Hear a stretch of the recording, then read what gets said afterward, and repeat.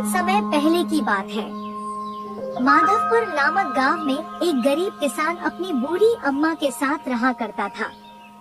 उसके पास एक छोटी सी जमीन थी जो कि बंजर हो चुकी थी। फिर भी वह दिन रात उस पर मेहनत करता था। मोहन बहुत ही मेहनती और ईमानदार था।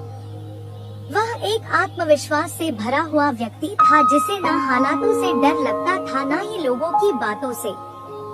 हर दिन सूरज उगने से पहले ही वह उसी आत्मविश्वास के साथ उठता और अपने खेत की ओर बढ़ता जहां सिर्फ बंजर जमीन थी, लेकिन उसके सपनों की हरियाली छिपी हुई थी। उसे यकीन था कि एक दिन उसकी मिट्टी उसे जरूर जवाब देगी, सोने जैसी फसल बनकर। ओ बेटा मोहन, तेरे लिए मैंने जमींदार से बात कर ली है। वो तुझे अपने पास काम पर रख लेंगे। तू भी जाकर उनसे एक बार बात कर ले बेटा। अब हमारे बस की बात नहीं रही। कम से कम वहाँ रहकर तू अपना गुजारा तो कर पाएगा। मुझे तेरा बहुत ख्याल है मोहन, इसलिए यह कदम उठाया। जाकर बात कर ले, सब ठीक हो जाएगा।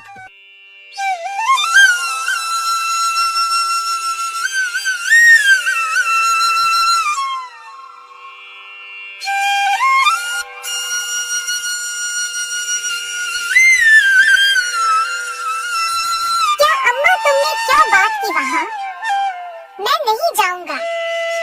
हमारा खुद का खेत है तो मैं दूसरों के पास क्यों काम करने जाऊं?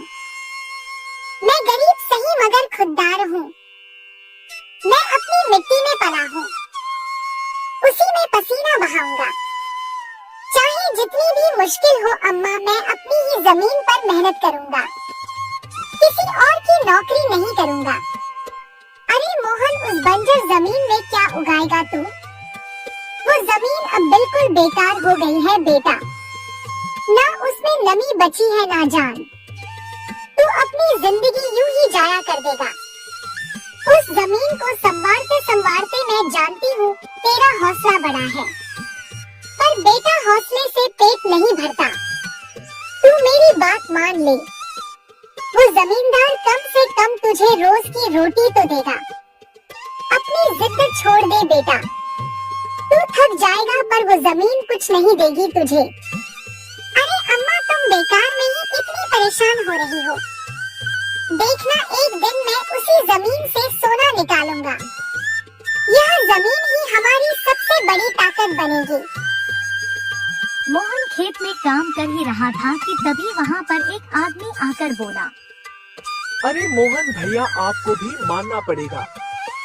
आप फिर से इस बंजर जमीन पर मेहनत कर रहे हैं। अरे मंगेश भैया, अब क्या करें? जमीन हमसे ज्यादा मेहनत करवा रही है, पर क्या करें? धरती तो माँ समान होती है, जैसा वह चाहे वैसा ही करना पड़ता है। कभी सख्त हो जाती है, कभी चुपचाप सब सह लेती है, कभी बीज को छुपा लेती है तो कभी उसे जीवन दे देती है। हम तो बस उसके बच्चे हैं जो उसके हर रंग को अपनाना जानते हैं। थक तो जाते हैं भैया, पर जब मिट्टी की खुशबू आती है ना तो सारी थकान उतर जाती है। उम्मीद है यह माँ हमें खाली हाथ नहीं लौटाएगी। बस थोड़ा और सब्र, थोड़ा और विश्वास। आप जैसा मूर्ख तो मैंने आज तक नहीं देखा भैया। क्या सोचते हो आप? दुनिया कहां से कहां पहुंच गई और आप अब भी उसी बंजर जमीन से उम्मीद लगाए बैठे हैं। मोहन के पास उस आदमी की बातों का कोई जवाब नहीं था। वह वहाँ से अपने घर चला जाता है। जब दोपहर को मोहन थक हार कर घर पहुँचता है तो देखता है कि माँ बुझे हुए चूल्हे के पास चुपचाप बैठी है। क्या हुआ अम्मा? तुम ऐसे क्यों बैठी हो? खाना क्यों नहीं बनाया? क्या बात है?